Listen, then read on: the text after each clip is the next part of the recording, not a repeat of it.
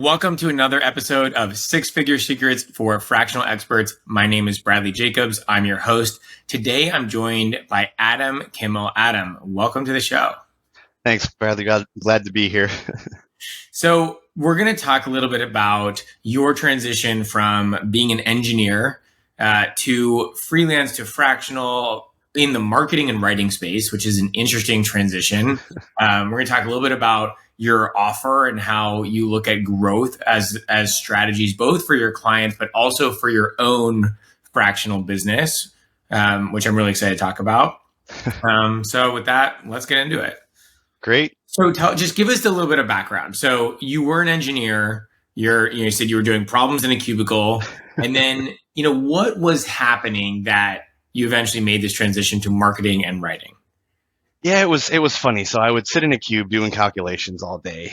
Some of the hardest kind of stuff that I had worked on, and we would get these problems, and the customer would come and say, "Can you help design this complicated component for me?" Sure, I could do that. And the more of it I did, the more I started to see trends and themes that would open up in the request. And so I started to drill down to say, well, why are you asking for this? Are you having this problem, and have you seen this response? And that's the reason for it. Then some affirmations later, yeah, there is this system issue that we're talking about. And then I would be able to think through, all right, well, I can answer the question you asked me, or you could try this. So I would propose something different, and then allow that relationship to grow a little bit. They would share more system level details, and then we could come up with a solution that would solve their problem, but also decrease, for example, the total cost of the system. So it was a win-win, and I think that really started my brain. I didn't know it at the time, but this discovery process was starting that way. And then ultimately, somebody would ask me to describe what the heck we did, to say, all right, well, how did you solve this problem, and what, why did you think to do that, basically? So there was a story to tell. So I started writing basically presentation decks for, technical, for business leaders, for salespeople to explain this. And that's really how I got started with writing. So this ability to explain this complicated topic to different broad audiences. Some of them were very technical. Some of them weren't technical at all. And they all needed to understand it to make sure that they would buy the solution at the end of the day.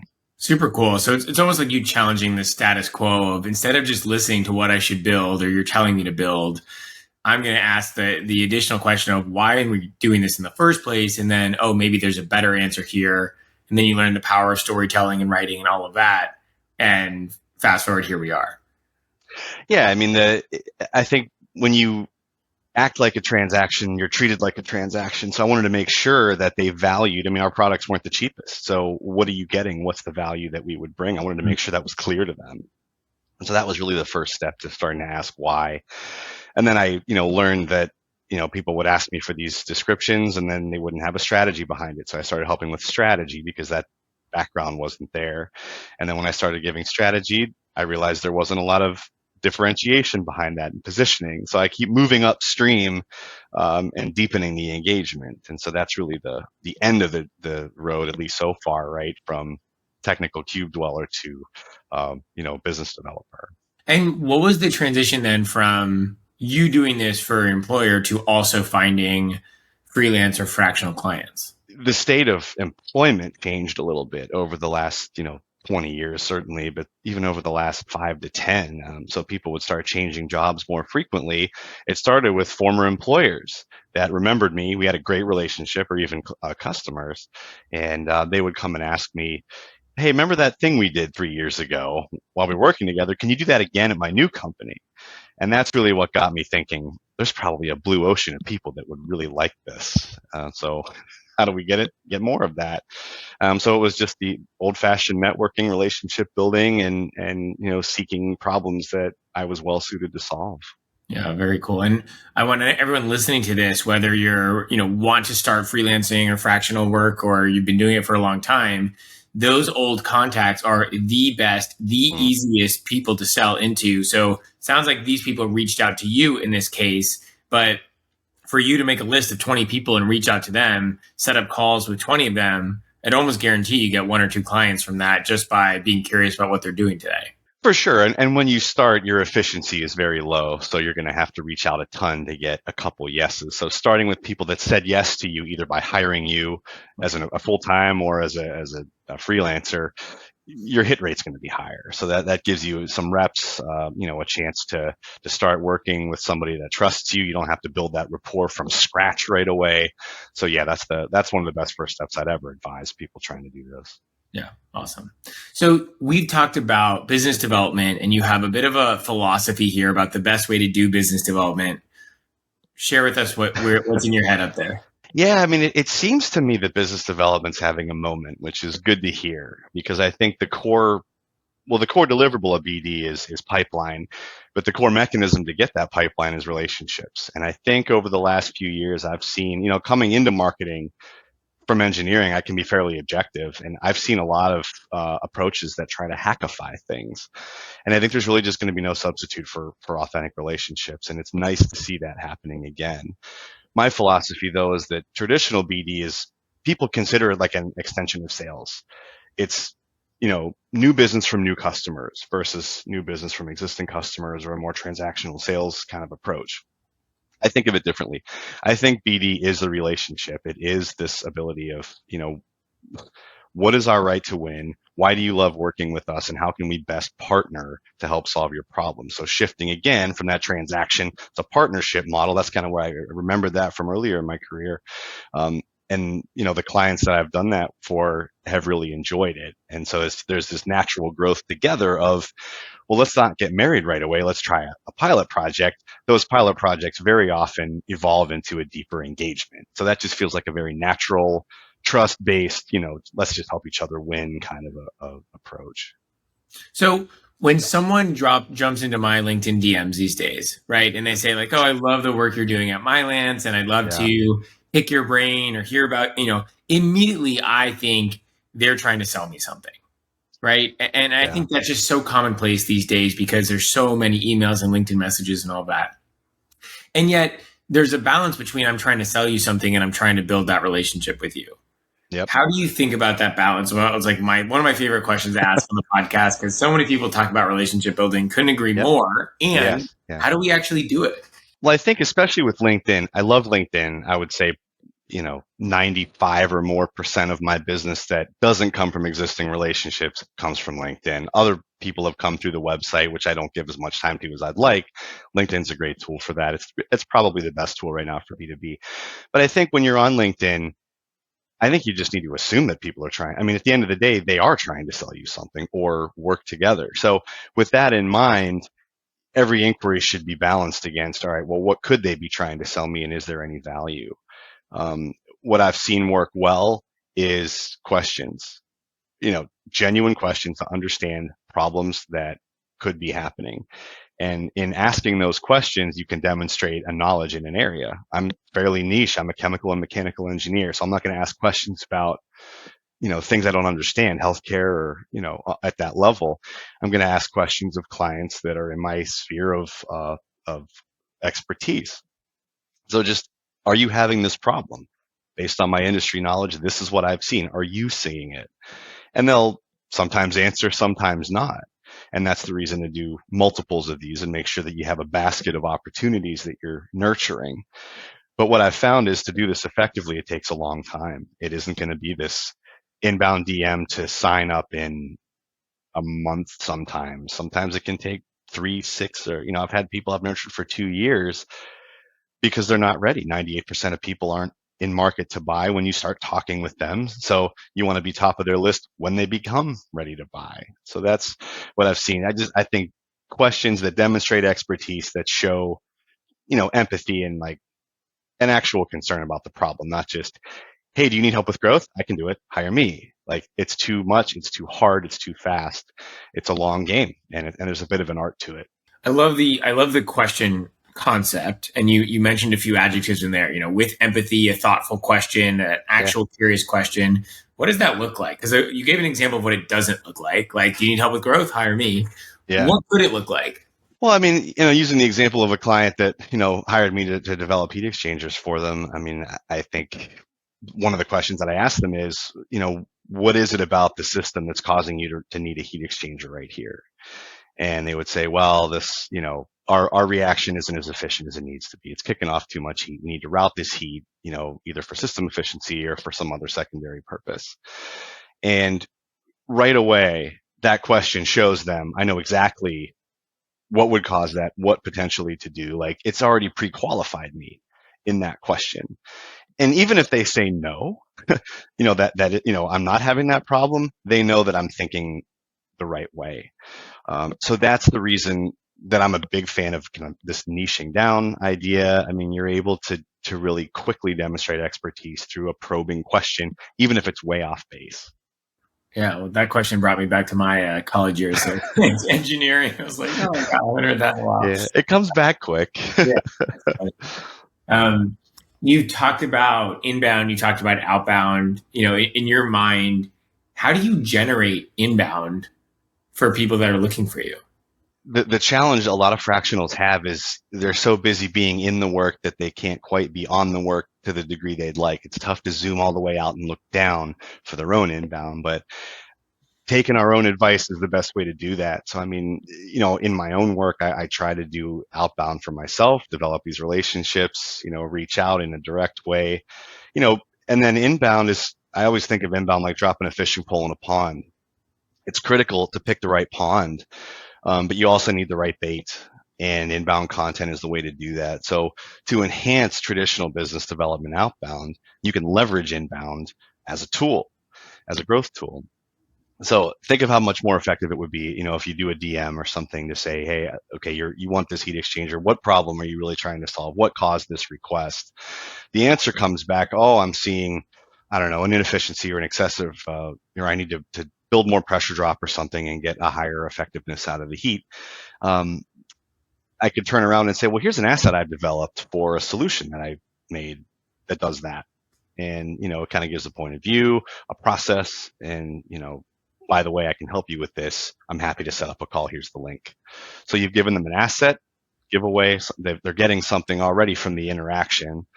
And you've offered, hey, I can help you more if this is kind of what you need. So I think leveraging content as a driver of growth through outbound strategies, it has been the shift.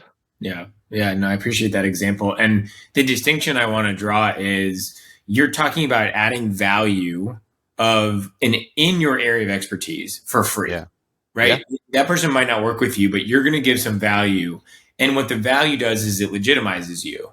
Absolutely. Right? Like you have authority now with this person. You're not just a random person saying like, hey, I can help you with your valve. Right. And I think when people think content, I hear this a lot from our customers that they don't know what to write about. They don't know what to say. They don't know what to publish. And so they end up being paralyzed and they end up doing nothing. Mm-hmm. And to me, all you need to do is write about your area of expertise. Like what's common sense to you? What you just said is common sense to you. Yeah. Not common sense to 99% of people. Right. But because it's common sense to you, you're like, well, I'm not going to write about this because it's common sense. And it's like, no. It's not to everybody else.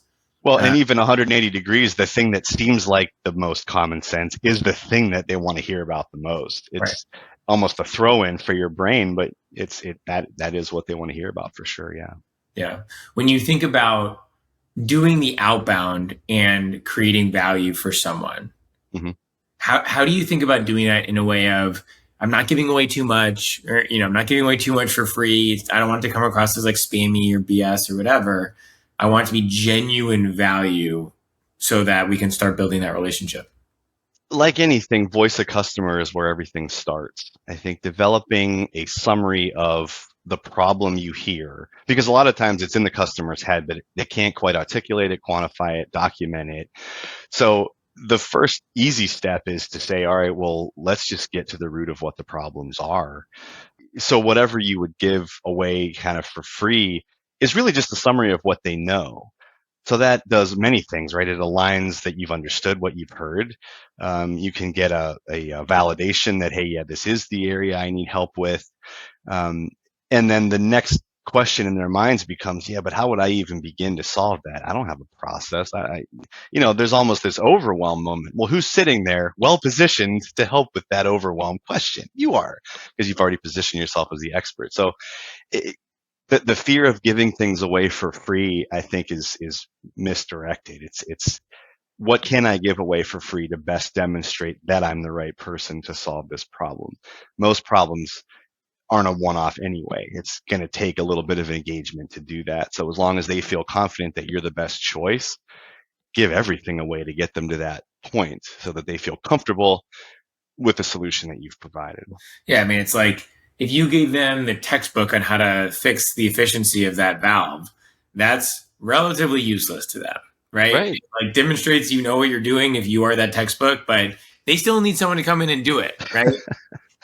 Well, yeah, I mean, they could sit all day and try to teach themselves or, invest that time, but at that point, they want a button push. They want it done for them. They want a partner to help them because of all the 100 other things that, a fractional can't help them with. They need to focus on the mission critical things, their customer relationships, dot, dot, dot, while you do the thing they need help with. It's in your sphere of expertise. Right.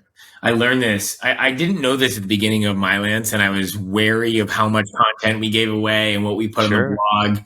And then someone told me it really well. They were like, you know what? People don't pay for necessarily the content. They pay for either it all in one place Mm-hmm. or it done for them. Like if you look Right. at the courses that exist online, that Yeah. person who's selling that course, they chop up the course 1,000 times and posted it on Twitter and LinkedIn and Right. whatever, right? Right. And then you still pay your $150 to just get the course in a module by module format that's Right. easily digest, right? And you still pay for it, even though it's kind of all the content was kind of out there. It's a really That's interesting. it's a great point. So then it's easy to justify because you think, well, what's my time worth? Is my time worth that $150 every day? No question about that. That's an easy yes. So yeah, I think that summary and collecting it all, I think there's a value to that. Cool. We're going to switch gears a little bit. Your title or how you pitch yourself as far as being a fractional, right? Yeah. You talked about being a fractional growth. How would you say it? Fractional head of growth is what I've landed on.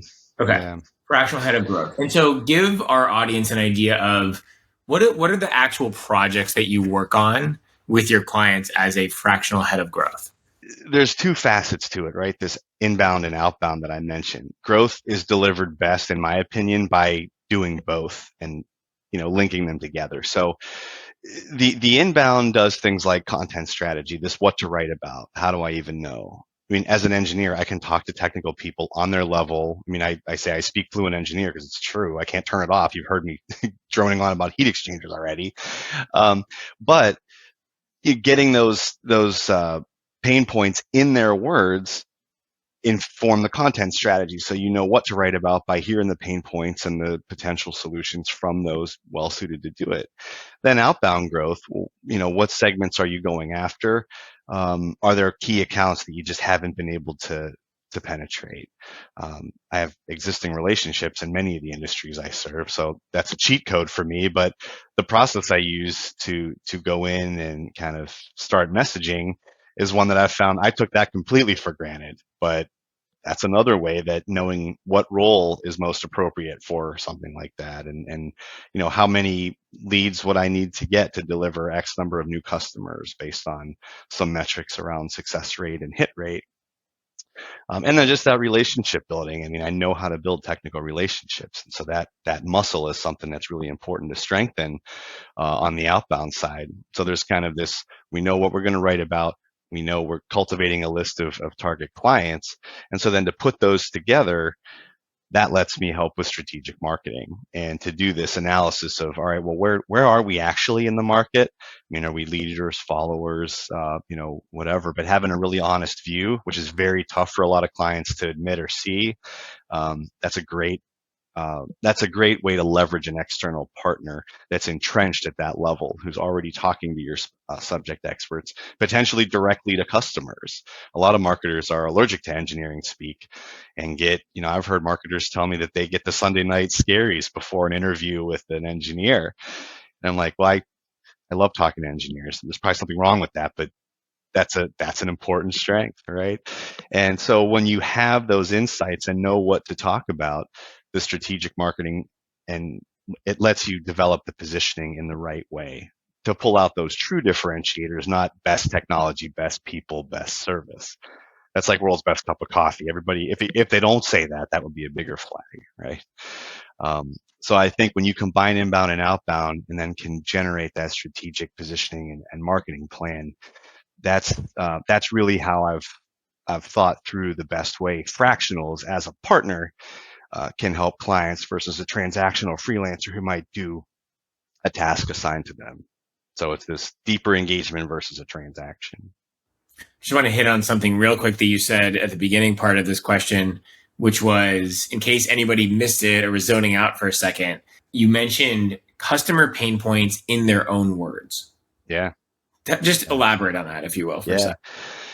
Well, I mean, a lot of times they know the problem. Well, I think they know what the problem isn't, and they can tell you very, very well what it isn't. But probing and having that deeper conversation can help you clarify what exactly is driving them the most crazy. And if you could wave a magic wand or snap your fingers, if you could make one thing go away, what would that be? Hearing that from a subject expert tells you what they would want to hear. And it takes a few questions and a couple layers to get to that point. But once the comfort level is there, once they're opening up, because a lot of technical SMEs, it's tough to get them going. Once you get them warmed up to that point, they'll share with you in the words that they would want to hear. So capturing that verbatim and knowing what the words mean, which is another reason to have, it's helpful to have expertise in an area, can help with that. So if they read an article or a piece of content that has that specific phrase in there, trust is built instantaneously. They're with you. And a lot of times they can become an evangelist for your solution internally because the decision makers a lot of times insulated and you don't have access to them as a fractional. But building that champion through communicating them on their level is a great way to have them advocate for you as the solution internally. Yeah. Yeah. And so what happens, and I've been posting content on LinkedIn for 5 years now, almost every day. Yeah. But what ends up happening, right, is they read that, and you said this, and I just want to reiterate, like they say, this person gets it. Yeah. Right. Like this person understands where I'm at, what my problem is. And then that shared language creates, as you said, trust, legitimacy, connection. Mm-hmm.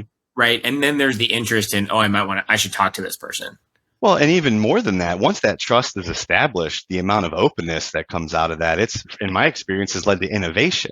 So partners that have hired me as a fractional, as a fractional partner, we've developed a service offering to help them get in, a point of entry offer to a target client or something like that. So, I mean, once they know that you can help them at that level, two heads are much better than one, and good ideas and innovation are often the output of that. So what would it be worth for a solopreneur or someone that is doing all the work themselves, wearing all the hats, to all of a sudden have a thought partner to one, offload some of the work, but two, to help them ideate around, the best way to solve this problem. How can we productize this for their customers and clients? I mean, that's invaluable because it's just, as most of the solopreneurs and fractionals I talk to, it can be pretty lonely in terms of I need to get to this, but it's just so far behind client work, admin, accounting, all the other things that we're doing that, having a partner at that level is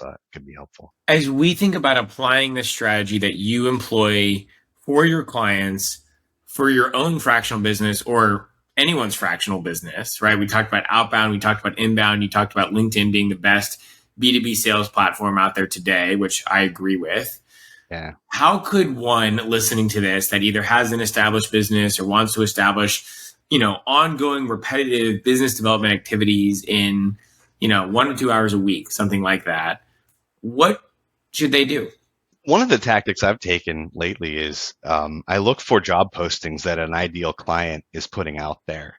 Many companies, especially those that are in charge of hiring decisions, still subscribe to the old playbook of just hire people when you need work done. But those job descriptions tell you exactly the jobs to be done.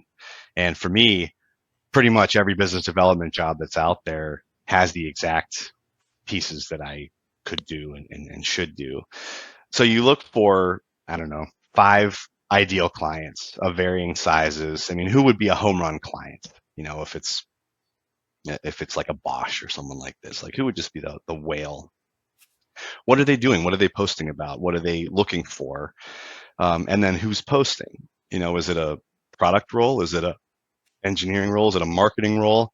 And then a level deeper than that could be what roles at that company exist and what roles don't exist. Like for me, head of growth is a relatively new role that doesn't often exist in industrial manufacturing and engineering companies. My segments always tend to be about 10 years behind everybody else, especially SaaS. So sometimes you can look at SaaS and see what they're doing as a kind of look in the future. But if they have jobs to be done that would fit the role that you can provide as a fractional and they don't have a full-time person sitting in that chair, that's a great target. And it takes some work and it takes some digging to find those opportunities, but you don't need very many of them if you're best suited to fill it. And that's how you can kind of differentiate yourself in a specific niche with the specific jobs to be done, given what the current needs are. So let's go into the granularity of this. So I do my research, I hire a VA. Obviously Mylance does lead list building with pretty much this Yeah, exact strategy. So we're right there with you. yeah, Um, you get a list somehow. Either you do it or you pay someone. yeah. And then what do you do, right? I have my company. I have what role they don't have. I have who they're hiring for. I have the jobs to be done. Now what? There's a couple options. I mean, sometimes people send introduction videos, which is something I know you're in favor of. I think that's a good strategy. It lets them see you, hear you, experience you a little bit, and what it would be like to be on a call with you. The other one is, are they active on LinkedIn? What are they posting about? What's their content? Just start engaging on their content. Um, that's the best way I've found to build a relationship from scratch. I mean, you start hearing points of view and perspectives that align. Maybe you have something to add to the conversation. I mean, I know a few people that they don't even post on their own pages. They just comment as the strategy. But from an authentic relationship standpoint, the person you're posting on is going to appreciate the engagement and the boost to traffic that they're going to get from that.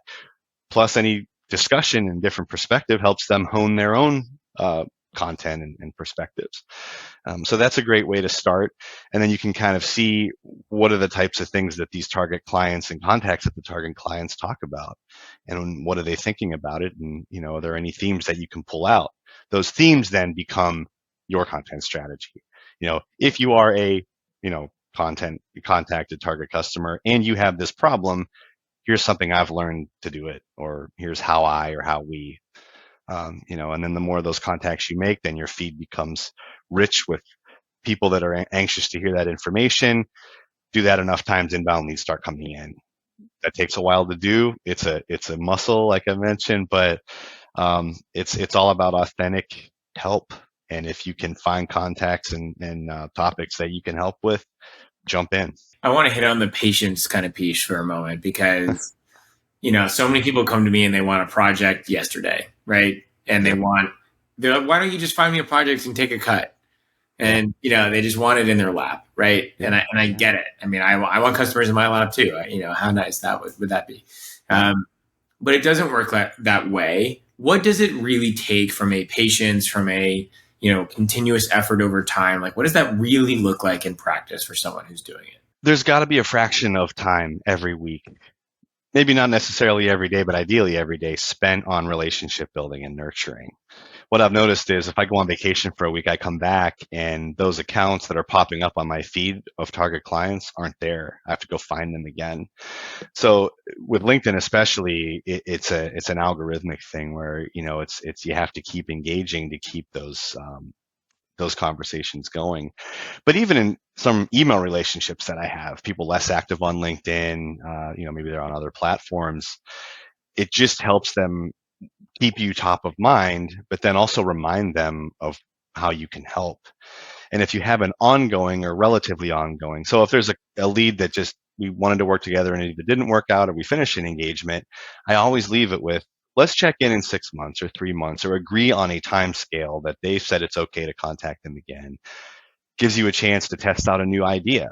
Like for me, I was doing content strategy for a lot of clients, and now I'm reaching out to them and saying, hey, by the way, I've seen this business development thing. There's a ton of energy around this, a ton of excitement. Matching inbound with outbound is what people seem to need. Do you have an interest? Maybe they do, maybe they don't, but it gets their mind thinking about it. And that if you don't keep that relationship warm, it the lead kind of dries up, and then it's a start over. standpoint. So it's a consistency. You have to do it every week, or multiple times a week, in order to keep the interest there and keep your name top of their mind. I'll share a quick anecdote that I post on LinkedIn every day, and I have people that come to me. So we'll have a sales call, basically. That's what I call them, a scoping Yeah. call is. And they say, "Oh, I've been following you on LinkedIn for 9 months." Mm-hmm. And it's fascinating to really think about that. 9 months ago, Yeah. we actually got introduced virtually, not Yes. one, but like Mm. they saw something of mine. They liked it clearly enough to kind of keep following or whatever it is. And it took them 9 months of consistency of seeing my stuff and probably changing something in their life, right? As you said, timing is Yeah. 98% of the time, it's not the right time. Right. So, but it took all of those touch points, which is probably dozens and dozens and dozens of touch points across 9 months, and we're on the phone now. Yeah, I mean, I think what is the statistic? 13 touch points or something, or there's some more than 10, I think, before they're ready. But they started a dialogue with you that you didn't know about. You were participating async, but you had no clue. So if you stop participating on your end of that dialogue by stopping the content stream, then that conversation stops, and you'd have no idea one way or the other about that. But I get that too. Somebody will reach out to me with just laser focused on something I said, and I'm like, "Oh, I like that. When did I say that? When was that? Oh, 3 months ago." But they're listening, and I don't know what the percentage is of people on LinkedIn actually post. It's low, maybe 1%. So I think there's room for your perspectives and ideas to reach a lot more than you think. Even if there's one like, I mean, my posts don't tend to get a ton of traffic, but any inbound is white hot at that point because of how specialized it is, and clearly how much they've been following along. Well, and that's the key because that person after 9 months, Yeah. right, they're ready to buy. They Oh know yeah. me, they know my whole story. They believe in what I'm saying. Like they know I'm legitimate. I'm a real person with real ideas Yeah. and Yes. whatever. And Yeah. they're in. Like I just remember the first 2 years ago, we used to sell this super high end coaching program. It was like 12 Yeah. grand. Yeah. And I had this one. We raised the price, and I was really nervous about would I be able to sell anyone into it. And it was the first sales call for that new product. She's like, you know what? I've been following you for a long time. I love what you have to say. Like, I don't care what it is. I'm in. And I Well, they're was like, not buying the program; they're buying you at that point, exactly. right? It was like it's Yeah. 12 grand. She's like, great, sign me up. I was like, what? Mm-hmm. It was outrageous, but it just goes to show you what you're saying is I've lived it and I am living it. And it's so true of the you said it's white hot, like that It interaction. is. Even if you don't get a ton of posts or not a ton of them have engaged or whatever, when they Yeah. do come through, they're in. Well, and even an inbound is white hot for sure, a DM, but I would say even an engagement on the post is probably pretty warm, because no one's gonna, nobody who somebody who doesn't work with engineers is not, they're just going to blow right by my stuff, right? So every engagement I get is going to be somebody that's at least close to, a potential partner. And, when I've broadened my offer a little bit from content only or inbound only to BD or inbound plus outbound, that opened up the pond a little bit more. And so then each of these engagements, it's kind of introduced me to some different industries. Same process, same methodology, but if they're not interested in growth in that way, it isn't a fit. So every one of those engagements is a potential, red hot lead. So that's another thing to do too, is go back to your post last week and see who engaged. What are their roles? Is there any themes and similarities? And that can kind of help direct your outbound strategy. So going back and forth between content and, market interactions can really optimize that and dial it in. And what I've found is that it really shortens the time to get quality leads coming in, because it's a more active approach with the content behind it. I think it's really interesting. The other thing I'm going to add is, we have obviously a landing page and a website that people can go in, and we have our lead magnets, right? I have a newsletter, and I have a now Fractional Jobs newsletter, and we have a free community. And so I have all these items where someone can get into our space, our world, Yes. Yeah. without paying for anything or investing much time, energy, effort. And then I can nurture them, Mm-hmm. right? Like then we have a lot of options. And I think if you give away so much, like you give away a lot more than most people probably do, I would say, but they feel they want to work with you. Like they want to give something back, I'll say. If it isn't necessarily work, there's this, they want to reciprocate in a way, and they're going to want to be an active participant probably in that community, and they're going to want to do things that kind of help build the, rise the tide for all the boats kind of thing. So I Yeah. think that's another reason to give away, because you're just, there's this human need to reciprocate something that was given to me that helped me, Right. especially if it helped me a lot. The more it helps, the more they want to give back. So Right. Right. either pay it forward or, pay it back. But yeah, there's that need. What is an example in your mind of, because I don't expect every fractional solopreneur to do all the stuff I do, right? I mean, Right. we do a lot and we have a company. I have people helping, right? Yes. It's Yeah. just, Yeah. as a business of one or maybe two max, Mm. right? A small agency, maybe. What's something that I can give away for free that gets somebody into my orbit, into my space, just like we do with our newsletter and community and whatever, Mm-hmm. that allows me to nurture them over time, that versus them just kind of like sitting there on LinkedIn. And as you said, we don't even know they exist. Yeah. Right. But they've been following me for 9 months. Is there something that we can give them that gets them into our orbit that allows me to nurture them as a fractional? I think processes, fractional. So as someone who is a company of one plus, I have another fractional that helps me.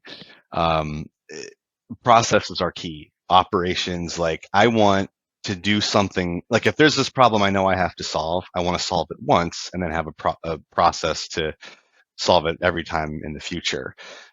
In my engineering days, that would be a spreadsheet. If I did a calculation, I would save every calculation in a spreadsheet so I never have to go back and do it again. Could you do it again yourself? Yes, but at the expense of time. So, I'm a big believer in inbound content. So if there's I don't know, a direct outbound or DM strategy that you found to work, make a process map of that, and then do a content plan of, okay, here's steps. Here's a deep dive on step 1, step 2. Here's the output of step 1. If you get this, do this. If you get this answer, do this. Give some scenarios and things. And that shows, one, that you've done it. You can anticipate the outcomes at each one of those steps. And that here's the map, here's the roadmap. Just follow this. Yes, yours might look a little bit different, but start here. It'll get you a heck of a lot closer to the finish line that you need. So I think fractionals always anticipate or appreciate processes and somewhat of tips and tricks too. Like I saw some of your content on automations and things, and I saved a few of those. I'm like, oh, it'd be nice to automate this or that, and anything to save time and help with efficiency, I think is the theme. One of the customers on our platform he's a data scientist, and he picks a random pop culture interest of like, Yeah. I don't know, he'll pick a random question like, how many people prefer Taylor Swift over Beyonce or whatever. He'll pick some like random pop culture thing, and then he'll do a deep dive data analysis using his data science skills into the answer to that topic, or how might you think about trying to solve that. And then he sends it out to a newsletter every and it's fascinating because, one, he's really built up the newsletter. It's like got like tens of thousands of subscribers now. Mm-hmm. And a lot of those people want to then hire him because those people are reading it for fun, but then they realize how good he really is about data science. And they say like, wait, I work at this company. We need some data help. We could really use you. And it ends up being this lead gen for him. Mm-hmm. For his business. And I hadn't heard of something quite like that, but I think it's a fascinating way to go. Yeah, there's a trust factor behind it, right? They trust his content, at least, or his perspectives. And so it's at least worth another conversation when they have something they need for work. So yeah, agreed. Right. And then you publish some of that stuff on LinkedIn. You say, subscribe to get the next issue here. You grow your newsletter by a few dozen people every week. And all of a sudden they're in your circle, right? They're in your space, and you can build that trust with them in a more intimate way.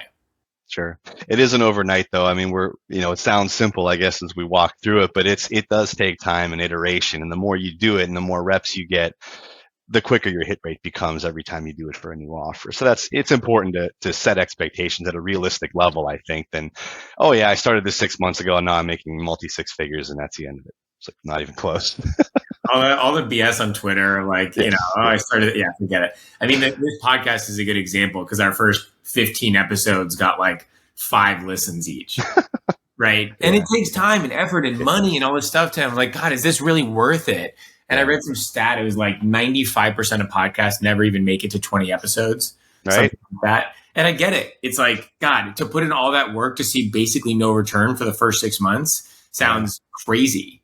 But that's compound interest though, right? I mean, every compound growth curve I've ever seen, all the work is on the front end of that. And then once the wheels are in motion, it just lights off. So Right.